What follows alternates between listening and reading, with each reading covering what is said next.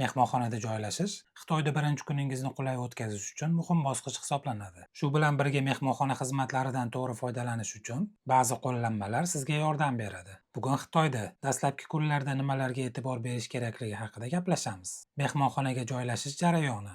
Mehmonxonaga joylashishda pasportingizni taqdim etishingiz shart. Bu Xitoy qonunlariga muvofiq talab etiladigan asosiy hujjat hisoblanadi. Agar oldindan joy buyurtma qilgan bo'lsangiz, mehmonxona xodimlariga buyurtma qilganingizni tasdiqlovchi hujjatni taqdim qilishingiz kerak. Bu qog'oz shaklida bo'lishi yoki telefoningizda elektron ko'rinishda saqlangan bo'lishi mumkin. Ba'zi mehmonxonalar sizdan depozit to'lashingizni talab qilishi mumkin. Depozit miqdori mehmonxona siyosatiga bog'liq bo'lib, uni naqd pulda yoki bank kartasi orqali to'lashingiz mumkin. Hozir man sizlarga aytadigan narsaga juda ham e'tiborli bo'linglar. Chet el fuqarolari Xitoyda qaysidir shaharga kelganidan keyin 24 soat ichida politsiyaga qayerda yashayotganligi to'g'risida ma'lumot berishi shart. Bu talablarga rioya qilishni unutmaslik muhimdir. Qimmat mehmonxonalar odatda bu jarayonni o'z zimmasiga oladi va sizni avtomatik tarzda politsiyadan ro'yxatdan o'tkazadi. Shu sababli joylashib bo'lganingizdan so'ng mehmonxona xodimlaridan bu haqida so'rashni unutmang. Agar mehmonxona sizni ro'yxatdan o'tkazmagan bo'lsa,